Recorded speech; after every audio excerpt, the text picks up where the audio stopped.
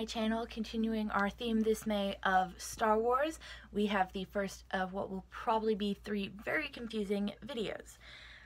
And I mean that in a way that is, I have 2 Star Wars families. By that I mean I started with one original character, built her up through, well, her family is currently through to The Last Jedi. We're working on The Last Jedi. And it went her, then her children, then her grandchildren, you know, that's what I mean. And then I created a second character, wanted to take a different twist, and that has gone through the same steps. So they've created their own little families within their own universes. Normally I wouldn't label them as families, you know, I just label them as original characters, but because they all tie together and because each of the different parts of the family go for different parts of the series, I consider them families. So instead of doing videos for each of the characters and each of the separate families, which I could do, but that would be a lot and it's not really what I want to do, I am doing the generations. And as you can tell by the title of this video, this is the prequel generation. What do I mean by prequel generation? I mean episodes 1 through 3, because that's where I started. I started off in the prequels, building my way up to the original, and I'm now working into the sequels. So we're going to start off with our 2 original characters for the prequels. This is where I started both families. I'm going to go through each section as I normally do, but I'm going to do it for both characters before moving on to the next section. It is going to be a little complicated, I will admit, but hopefully you get the gist of everything I'm trying to tell you. And if not, as always, my blog will be linked down below so you can read the post that goes along with this video and hopefully makes it a little less confusing. Let's start off with our character names. The very first original character I created for Star Wars was Callista Mala Naberrie. She is what started it all. It just went with her and spiraled, so very spiraled, that I don't regret her. And with Callista, we have the head of our second family, which is Narina Zio. She was my first, from the get-go, Jedi. More on that further as we go along. I don't want to be blunt, but I'm not explaining Star Wars. If you've lived this long that you can operate YouTube or you've seen movies and you don't know what Star Wars is, kindly click off the video, click off my blog, whatever you're doing, and go away. I can't handle people who don't know the brilliant universe that is Star Wars. If you do know what it is, welcome to my insanity. We're going to start with Callista's origin. Not gonna lie, I really just wanted a reason to write Star Wars fanfiction, and to be completely honest, I am known for my original characters, so I couldn't just, you know, jump in and, you know, go with the pairing that was there or create my own or whatever. I had to delve into the world head first, original character style. You know, I've gotten to the point where I don't think I can write anymore without an original character, but we're good, we're fine, it doesn't matter. So Callista was originally a member of Queen Amidala's court. She was one of her handmaidens. Somewhere between Qui-Gon Jinn and Obi-Wan Kenobi getting on the Federation ship and the Queen and her people being taken, Callista became Padme's little sister. Oops. I like familial relationships. It makes adding the characters in just that much easier. Narina, on the other hand, has no familial connections. She was an orphan who was left on the steps of the Jedi Temple on Coruscant. The Jedi are her family, they're all she's ever known. No one knows anything about her past, herself included. She doesn't know where she came from, but she does hold a very special place with Yoda, Mace, Windu, and Obi-Wan. I knew right from the start Narina was going to be an orphan. Like I said, I usually have familial connections, and every so often I like to push myself out of my comfort zone and try a standalone character, one who doesn't have any ties into anything else in the universe, other than maybe, you know, like their job or whatever, like with Narina, she's a Jedi. Narina actually worked out a lot better than I thought she was going to, so that's comforting. My standalone characters don't always work well.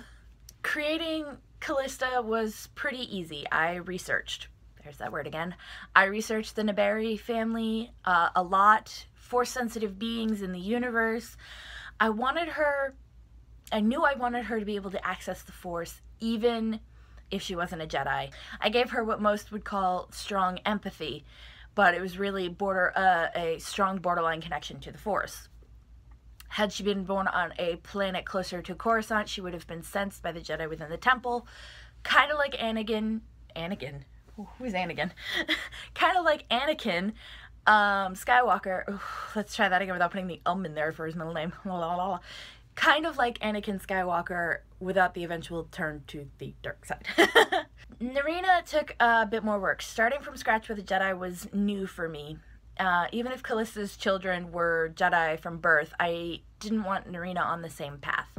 Obviously, you'll learn more about Callista's kids next week. I decided Narina's master would be Mace, simply because of his different approach to the Force and how he walked the balance between light and dark. Right from the start, Narina was able to walk that balance. It's what drew Mace to her and had him picking her as a Padawan, even after so long without one. That is her major difference, is how she can balance the light and the dark so easily like Mace can, but right from the get-go. When it comes to writing Callista, the easiest part of writing her is her differences, what makes her different within her family, within the Star Wars universe. All of my kids are different, and they all wear it proudly, but with Callista, it's her identity. She prides herself on being different. She flaunts it, and she lets everyone know. Does it make her life a little more difficult? Yeah, of course it does, but she wouldn't have it any other way, and frankly, neither would I. When was the last time I made an effort to make my kids' lives easy? Narina's easiest part is her tranquil nature. For the most part, she is very serene and laid back. She isn't quick to temper. She hardly ever raises her voice. She is a very much go with the flow type of person. That doesn't mean she doesn't do reckless things or get herself into situations that could prove deadly. I mean, she's one of my children, let's admit it. It's kind of who they are. It's practically in their DNA to be foolish. But even when she does do things like that, it's with this calm mind and centered focus. It's a trait that is very much unique to Narina alone. As you've guessed by multiple characters by now, my characters have tempers. They are quick to anger, they are quick to snap. Narina is like a 180 of that. It's so weird, but it works for her. Callista's eventual romantic relationship is the hardest part of writing her because she ends up with Obi-Wan. Don't ask me how it happened. It wasn't the plan. It never goes with the plan. Why? I don't even know why I bother writing plans anymore. Off track. Finding a way to make it work so Obi-Wan and Callista could be together without throwing the Jedi Code out the window was one of the biggest challenges I've faced when it comes to writing my Star Wars characters. I did bend things a tad, working on the vein of, destinies and Force-influenced plans and all that. It took a lot of trial and error and a lot of deleting and rewriting, but I finally got something I felt really worked, and I'm pleased with how it came out. Narina is the opposite. My goal was to keep her romantically unattached, which I don't do. I didn't want to mix romance into her story just because it didn't feel right for her. All her relationships are familial and platonic. I have nothing against romantic attachments, obviously. It seems to happen with every character, whether I want it to or not.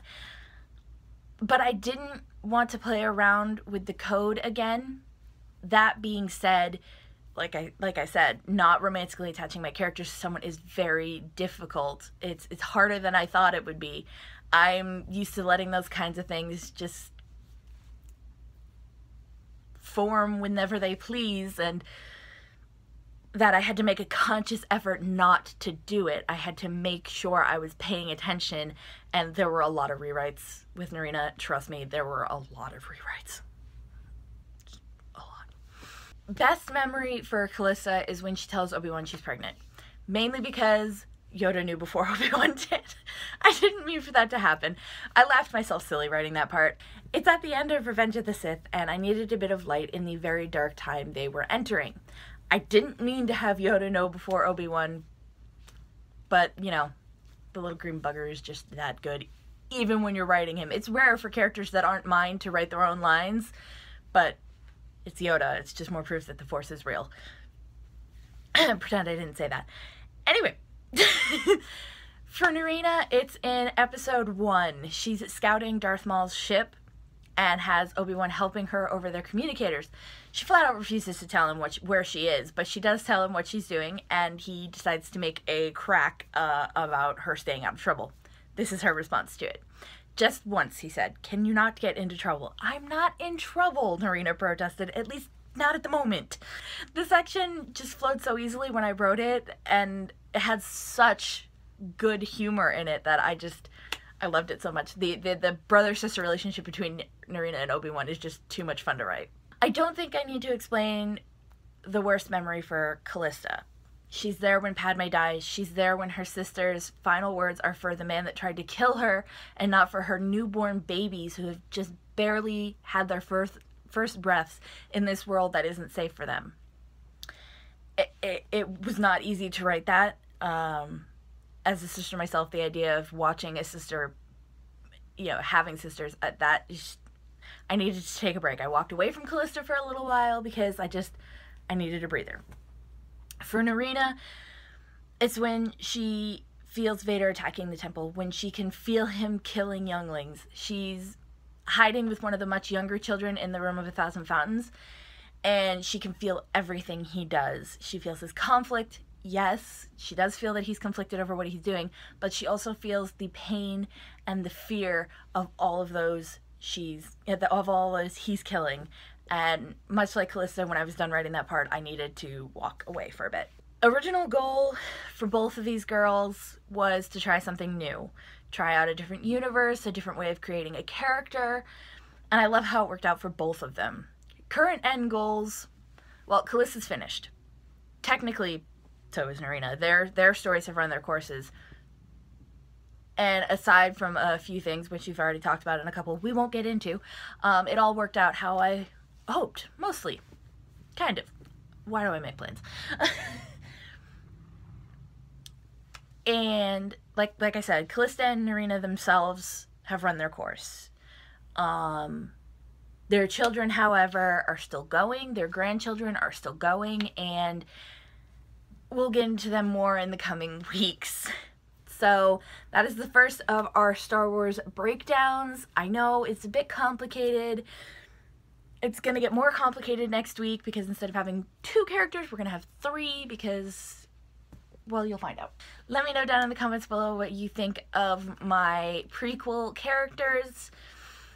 They are my Star Wars babies, the ones I originally started with, so please be gentle. Let me know which set of movies is your favorite, whether it's the prequel, the original, or the sequels. Obviously, the sequels aren't done yet.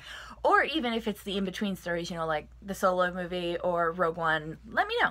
As always, my social media handles will be down in the description below, along with my blog, if you want to read the post that goes along with this video. Don't forget to hit the subscribe button and the little notification bell so you get a notification every time I upload, and I will see you guys in next week's video.